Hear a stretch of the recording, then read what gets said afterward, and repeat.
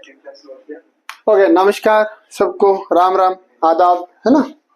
तो भाई आशा करते हैं कि आप सब लोग बहुत अच्छे से पढ़ रहे होंगे, ऑनलाइन वाले भी और ऑफलाइन वाले भी। ठीक है, तो आज का सेशन स्टार्ट करते हैं। कल हमने क्या किया था, थोड़ा सा उसके बारे में रिवाइज करते हैं। हमने पढ़ा था क्या भैया, एरिया वेक्टर। एक तो एरिया वेक्टर पढ़ा था कि सर कोई भी एरिया है तो उसके ऊपर जो perpendicular normal to the surface होता है वही हमारे पास क्या होता है, एरिया वेक्टर होता है। उसके बाद हमने फील्ड लाइन पढ़ा था, फ्लक्स फाई, जो हमारे पास किसके बराबर होता है, E vector dot DS vector के बराबर होता है।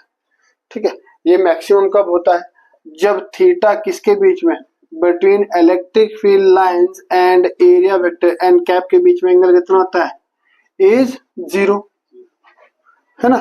और जीरो फ्लक्स जीरो कब होता है, जब थीटा किसके बीच में, इलेक्ट्रिक फील्ड और एरिया वेक्टर के बीच में एंगल होता है 90 डिग्री, तब हमारे पास फ्लक्स जीरो होता है।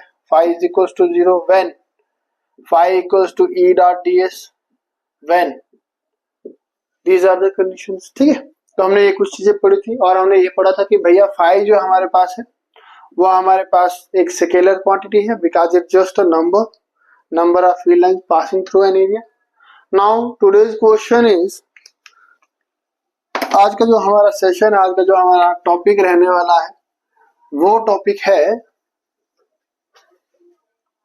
Gauss's law.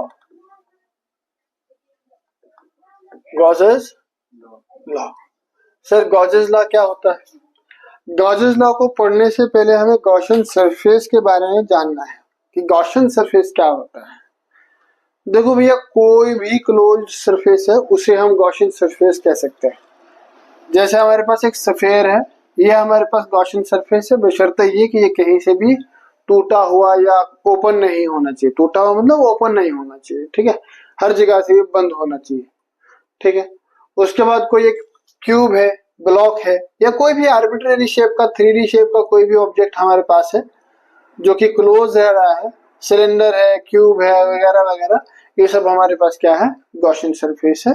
जस्ट ये क्लोज होना चाहिए, हर तरफ से क्या होना चाहिए, क्लोज होना चाहिए। तो कोई भी क्लोज सरफेस जो गॉसियन इंटीग्रल के लिए यूज किया जाता है, इंटीग्रेट करने के लिए, उसको हम गॉसियन सरफेस कहते हैं। उसको हम क्या कहते हैं, गॉसियन सरफेस। तो आप सीधा सीधा लिख सकते हैं any closed surface, any closed surface is known as Gaussian surface. सीधा सीधा सा सिंपल भाषा में अगर हम बताएं तो कोई भी ऐसा क्लोज सरफेस जो इंटीग्रेशन के लिए यूज होता है, which is used for integration, is known as Gaussian surface, is known as GUSSIAN, Gaussian surface.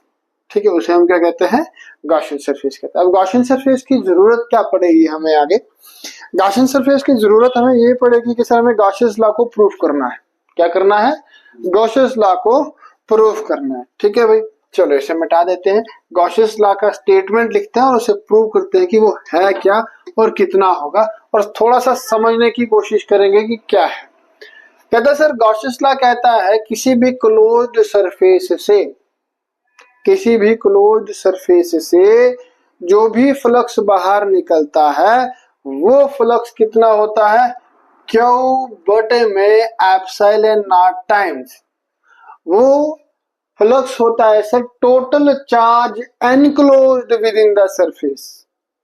Total charge enclosed, sir enclosed का मतलब क्या है, टोटल चार्ज एनक्लोज्ड सर ये है कि सपोज दैट मेरे पास एक कोई ऐसा गॉसियन सरफेस है, कोई एक सफेयर है, चलो सफेयर मान के चलते हैं।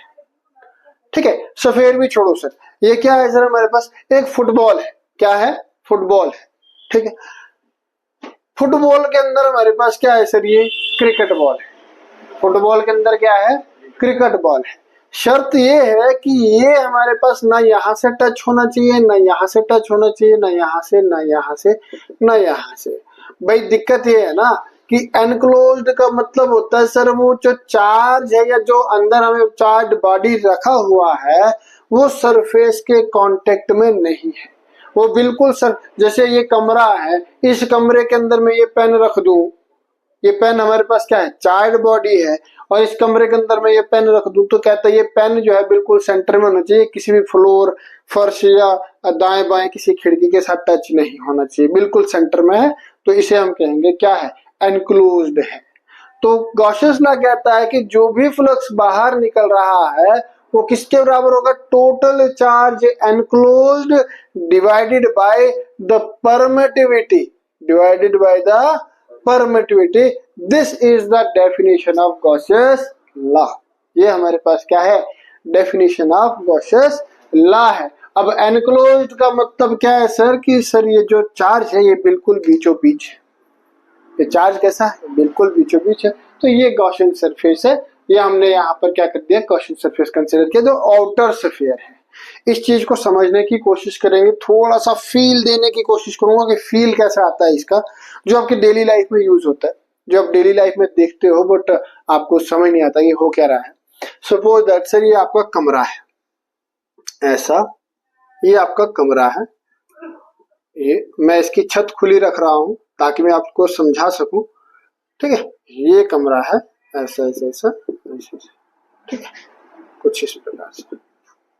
ये आपकी विंडो है, क्या है, विंडो है, ये आपकी विंडो है।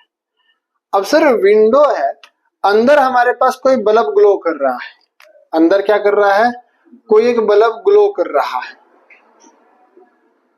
कोई एक बल्ब ग्लो कर रहा है। अब भाई इस विंडो से क्या आएगी, लाइट बाहर आएगी, ऐसा लाइट बाहर आएगी। ये जो लाइट बाहर आ रही है ये हमारे पास क्या है, नंबर ऑफ लाइंस, क्या आ रही है, नंबर ऑफ लाइंस। अगर ये लाइट की नंबर ऑफ लाइंस बाहर ज्यादा आ रही है तो बाहर की लाइट की इंटेंसिटी क्या होगी, हाई। अगर नंबर ऑफ लाइंस कम आ रही है तो बाहर की इंटेंसिटी क्या होगी, इंटेंसिटी मतलब कि बाहर रोशनी कितनी होगी, कम या ज्यादा, कम होगी या ज्यादा होगा। सर ये रोशनी जो है ये किस पर डिपेंड कर रही है, फ्लक्स। नंबर ऑफ लाइन अगर ज्यादा आ रही तो बाहर लाइट की इंटेंसिटी क्या है, ज्यादा है। नंबर ऑफ लाइंस अगर कम आ रही है तो बाहर रोशनी क्या आ रही है, कम आ रही है। पहली बात यह है कि नंबर ऑफ फील्ड लाइंस जो अंदर से बाहर आ रही है, लाइट की जो अंदर से लाइट बाहर आ रही है, ये किसके ऊपर डिपेंड कर रही है, पहली चीज ये है, वो डिपेंड कर रही है सर ये सोर्स के ऊपर। ये बल्ब कितने वाट का है, अगर ये बल्ब छोटा है तो कम लाइट बाहर आएगी, अगर ये बल्ब बड़ा है तो ज्यादा लाइट बाहर आएगी। इसका मतलब सर ये सीधा सीधा किसके ऊपर डिपेंड कर रही है, सोर्स के ऊपर डिपेंड कर रही है। किसके ऊपर डिपेंड कर रही है, सोर्स के ऊपर डिपेंड कर रही है, ठीक है।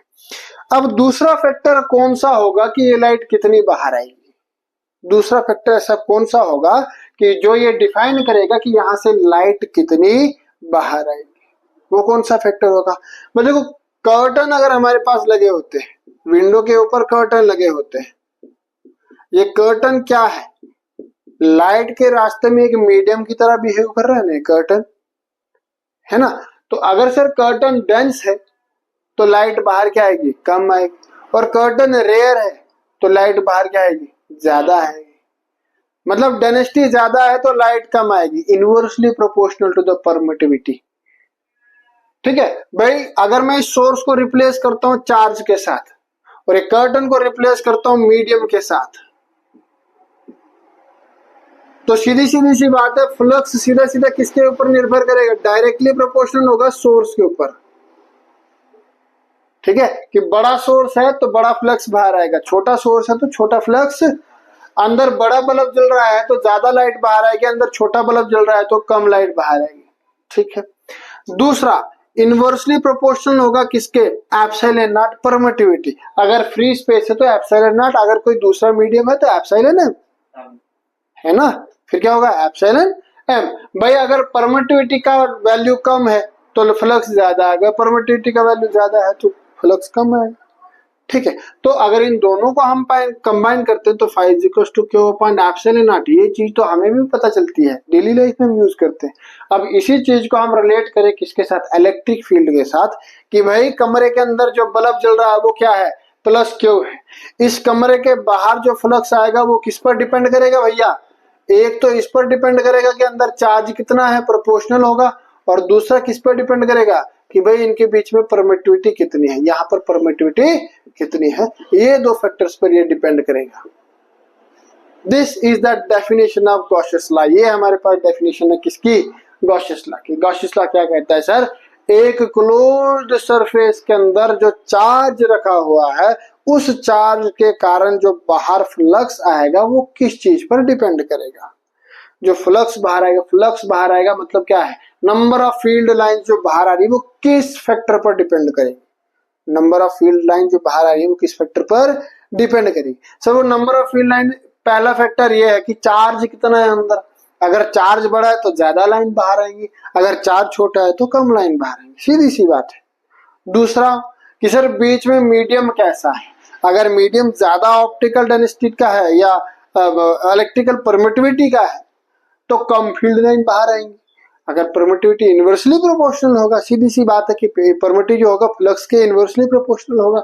सो this is the definition of Gauss's law which we have to prove, जो हमें अभी प्रूव करना है। ठीक है भैया, क्लियर है। गॉसियस लॉ का डेफिनेशन क्या है, गॉसियन सरफेस क्या है, गॉसियन सिलेंडर क्या है, गॉसियन क्यूब क्या होगा। सर कोई भी सरफेस अगर क्लोज है, सीधी सी बात, कोई भी सरफेस अगर क्लोज है, पूरी तरह से क्लोज है, तो उसे हम क्या कहेंगे, गॉसियन सरफेस कहेंगे या गॉसियस सरफेस कहेंगे। क्लियर क्लियर, ओके आगे बढ़े, इसको मिटा दो। ठीक है, चलो हम प्रूफ करते हैं गॉसियस लॉ का, गॉसियस लॉ का proof. This is the equation which we have to prove. So proof देख लीजिए, प्रूफ देख लीजिए। Let us consider a Gaussian surface, क्योंकि गॉसियस लॉ हम प्रूफ कर रहे हैं तो सरफेस कौन सा लेना पड़ेगा, गॉसियन। और गॉसियन सरफेस होता कैसे है, क्लोज्ड होता है। अब हम यहाँ पर क्लोज्ड गॉसियन सरफेस लेते हैं, कुछ इस प्रकार का स्फेरिकल टाइप का। इसके अंदर हम रखते हैं charge, enclosed bye a charge plus Q. अब सर ये दिक्कत है ना, सर हम स्फेरिकल ही क्यों लेते हैं, हर जगह पर हमेशा स्फेरिकल ही लेते हैं। किसी भी अगर आप ऑनलाइन वीडियो देखोगे या कोई भी टीचर का देखोगे तो हमेशा स्फेरिकल ही लेते हैं। स्फेरिकल क्यों लेते हैं सर, क्या सिलेंड्रिकल हमारे पास गॉसियन सरफेस नहीं है? अगर क्लोज्ड है तो गॉसियन सरफेस है। क्यूबिकल हमारे पास नहीं है, वो भी है। कोनैनिकल नहीं है क्या, वो भी है। लेकिन क्या होता है ना, ये चीज एक्सप्लेन करना आसान है क्योंकि हमारे पास अंदर चार्ज जो है एक ऐसा है पॉइंट चार्ज हम ले रहे हैं, वो भी स्फेरिकल शेप में ले रहे हैं। गॉसियन सरफेस डिपेंड करेगा कि भाई चार्ज कैसा है। अगर चार्ज फैला हुआ है तो वैसा गॉसियन सरफेस बनेगा, चार्ज क्लोज्ड है तो वैसा। अगर हमारे पास एक पॉइंट चार्ज लेता हूं मैं तो पॉइंट चार्ज का गॉसियन सरफेस कैसा होगा, स्फेरिकल होगा। अगर मैं एक रॉड के ऊपर चार्ज लेता हूं तो चार्ज फैला हुआ है ना रॉड के ऊपर, तो गॉसियन सरफेस कैसा होगा, ऐसा। सिलेंडर अराउंड द रॉड वैसा होगा। ठीक है, तो ये डिपेंड करता है कि भाई हम साथ चार्ज कैसे ले रहे हैं। और भाई एक देखो, स्फेरिकल एक शेप ऐसी है जो सबसे ज्यादा स्टेबल है यूनिवर्स, बहुत ज्यादा स्टेबल, जो सबसे ज्यादा स्टेबल शेप जो है दैट इज स्फेरिकल शेप। इसीलिए हम स्फेरिकल शेप को ज्यादातर कैलकुलेट करने के लिए लेते हैं, क्योंकि इसमें कैलकुलेशन भी कम ही बनती है, उतना ज्यादा कैलकुलेट नहीं करना पड़ता है। क्यूबिकल ले तो उसके डायगोनल्स जो है वो अलग से कैलकुलेट करने पड़ेंगे, साइड का डिस्टेंस अलग से कैलकुलेट करना पड़ेगा, उसके फेसेस का डिस्टेंस अलग से कैलकुलेट करना पड़ेगा, फिर सबको इकट्ठा करना पड़ेगा, तो वो कैलकुलेशन बहुत लंबी बनती है। इसमें क्या है, इसमें सारा सब जगह पर एक्स एक्सिस पर, वाई एक्सिस पर, जेड एक्सिस पर एक जैसा ही सिमेट्रिक है, रेडियस को ही घुमाना है सिर्फ, तो वो हमारे पास सरफेस ही रह जाएगा। तो चलिए भाई, हमने ये ले लिया क्या बेटा, गॉसियन सरफेस ले लिया। ये जो आउटर सरफेस है ये कौन सा है, गॉसियन सरफेस है। और इनर जो सरफेस है वो हमारे पास क्या है, इनर जो चीज हमने यहाँ पे रखा है वो क्या है, that is the charge, that is the charge, वो हमारे पास चार्ज है।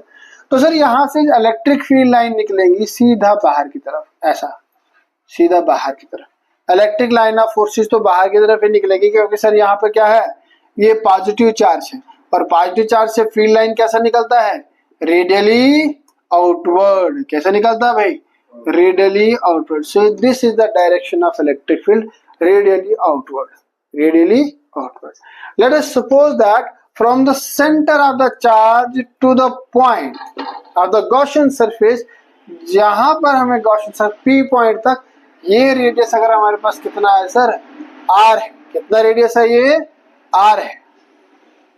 और हम यहाँ पे क्या करते हैं, अब हमें क्या करना है, देखो हम क्या करेंगे, इस ये छोटा सा एरिया में यहाँ पे कंसीडर करूंगा कुछ इस प्रकार से। ये एक छोटा सा एरिया मैंने कंसीडर कर दिया ds, और इस ds का एरिया वेक्टर मैंने कल बताया था कैसे होता है, normal to the surface, perpendicular to the surface. Electric field सीधा रेडियली बाहर निकल रहा है, वो भी नॉर्मल टू द सरफेस है, तो दोनों क्या हो जाएंगे, पैरेलल, है ना। ये होगा कैसा, यहां से normal to the surface n cap. तो भाई according to the diagram, diagram से हमें ये क्लियर हो रहा है कि इलेक्ट्रिक फील्ड और area vector both are parallel to each other, so the angle between them is 0 degree. दो पैरेलल लाइंस के बीच में एंगल कितना होता है, 0 डिग्री होता है, ठीक है। अब हमने ये छोटा सा चीज क्यों लिया, क्योंकि सर एक साथ हम पूरा इलेक्ट्रिक फ्लक्स कैलकुलेट नहीं कर सकते, हमने ये छोटा सा पोर्शन लिया है, उसको हम आगे क्या करेंगे, इंटीग्रेट करेंगे तो सब आ जाएगा। जैसे कि मान कर चलो कि हमारे पास फुटबॉल है और फुटबॉल के ऊपर वो डिब्बी डिब्बी होती है ना कुछ इस प्रकार की, वो एक डिब्बी हमने ले ली। अब इस एक डिब्बी का एरिया वेक्टर कैसा होगा, सीधा ऐसे बाहर की तरफ एन कैप, और इलेक्ट्रिक फील्ड लाइन देखेंगे तो इसका भी ऐसा ही होगा बाहर की तरफ। इस एक डिब्बी के एरिया के रिस्पेक्ट में मैं फ्लक्स देखूंगा, फिर उसको क्या करूंगा, इंटीग्रेट करूँ। इंटीग्रेट मतलब सबको क्या करना होगा, ऐड करना होगा, सबको ऐड करूंगा तो टोटल फ्लक्स निकल जाएगा मेरे पास, ठीक है। तो हम वही कैलकुलेट करेंगे। हमें ये पता है, अगर हम ds के रेस्पेक्ट में चले तो हमें ये पता है कि सर इलेक्ट्रिक फ्लक्स फाई जो रहता है वो किसके बराबर रहता है, E vector dot ds vector रहता है। छोटे से एरिया में से फ्लक्स कितना होगा, छोटा सा होगा। छोटे से एरिया में से मतलब मान लो कि इतना सा एरिया है, इस एरिया में से 4 फील्ड लाइन पास हो रही है, इतना एरिया होगा तो 40 होगी, है ना। अगर एरिया बढ़ रहा है तो फ्लक्स भी बढ़ेगा, अगर एरिया घट रहा है तो फ्लक्स भी घटेगा, सीधी सी बात है। तो कहते हैं सर छोटे से एरिया में से फ्लक्स कितना आ रहा है, इतना सारा सर छोटा सा फ्लक्स आ रहा है। अभी नहीं रखेंगे इसको इक्वेशन फर्स्ट, इसको हम कैलकुलेट करते हैं। d5 will becomes equals to e ds cos of 0 degree by 0 degree because electric field and area vector both are parallel to each other, दोनों एक दूसरे के पैरेलल है। अगर दोनों एक दूसरे के पैरेलल है तो एंगल कितना हो जाएगा, 0 डिग्री हो जाएगा। और अगर सर एंगल 0 हो गया तो पास 0 का वैल्यू 1 होता है। तो d5 कितना बनेगा बेटा हमारे पास, that will becomes equals to e ds के बराबर, because cos of 0 degree equals to 1। Okay, now this is the flux through a small surface area, एक छोटे से सरफेस एरिया ds में से ये फ्लक्स है। टोटल फ्लक्स करना होगा या टोटल फ्लक्स कैलकुलेट करना होगा तो हमें क्या करना होगा, इसको इंटीग्रेट करना होगा। So in order to calculate the complete flux, in order to calculate the complete flux we have to integrate this equation, है ना। इंटीग्रेट d5, सीधे सीधी सी बात है, इंटीग्रेट d5। जब इंटीग्रेशन होगा d5 का ओवर द क्लोज सरफेस, क्योंकि surface कौन सा लिया हमने, क्लोज लिया है, तो भाई हमारे पास क्या होगा, integration over the close surface will become equal to integration over the close surface E D S. अब यहाँ पर integration differentiation, integration is the reverse process of differentiation, तो फाई कितना हो जाएगा, इलेक्ट्रिक फील्ड बाहर आएगा, integration over the close surface ds। अब इसका क्लोज सरफेस का इंटीग्रेशन कितना है भाई, ds का, this is 4 pi r square, कितना है, एक छोटी सी डिब्बी है और ये सारी डिब्बियां कहाँ पर है, सरफेस ऑफ द स्फीयर पर है, तो वो क्या बनाएंगे, surface area of the sphere. सब डिब्बियां मिलकर क्या बनाएगी, surface area of the sphere. तो भाई अगर सारी डिब्बियों को ds सब डिब्बियों का एरिया है तो उन सबको हम ऐड कर रहे तो टोटल सरफेस एरिया आएगा ना, total surface area which is 4 pi r square. तो इसकी जगह पे क्या आएगा sir, 4 pi which implies phi is equals to e 4 pi r square. अब हमें पता है, हमें क्या पता है भैया, हमें ये पता है कि sir electric field due to a point charge किसके बराबर होता है, 1/4 pi epsilon naught charge enclose या चार्ज बाय रेडियस का square. Substitute the value of electric field in this equation, therefore phi हमारे पास कितना हो जाएगा, ठीक है। इसके बाद फाई कितना हो जाएगा बेटा हमारे पास, फाई इज इक्वल टू ई का value 1/4 pi epsilon not cube upon r square into कितना हो जाएगा, 4 pi r square, 4 pi r square. Now 4 pi will be cancelled out. R square will be cancelled out. Phi is equals to Q over epsilon naught, which is the answer. ठीक है, यही हमें proof करना था. So this is the proof of Gauss's law. Gauss's law states that the electric flux coming through the surface, closed surface, will be directly proportional to the charge enclosed within the surface and inversely proportional to the permittivity of the free space. अगर space free है, भाई मान के चलो कि यहाँ पर मैं लिक्विड भर देता हूँ, यहाँ पर मैं लिक्विड भर दूं, फिर क्या होगा? अगर मैं यहाँ पे पानी भर दूं या तेल भर दूं, कोई भी ऑयल भर दूं, कुछ ऐसा भर दूं, फिर क्या होगा? हाँ, फिर फाई कितना हो जाएगा?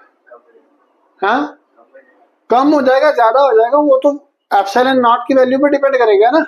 लेकिन फाई हो जाएगा सर फिर उस वक्त क्या होगा? अपान एप्सिलॉन एम, जो भी मीडियम हमने यहाँ पे रखा है, जो भी मीडियम हमने यहाँ पे रखा उसके बराबर होगा. ठीक है. सो this is the Gauss's law. I hope कि इसमें उतना कुछ ज्यादा है नहीं, लेकिन इसका एप्लीकेशन थोड़ा इम्पोर्टेंट है. एप्लीकेशन इसकी 2-3 है जो हम नेक्स्ट सेशन में करेंगे. ठीक है, दैट्स ऑल. पढ़ते रहिए.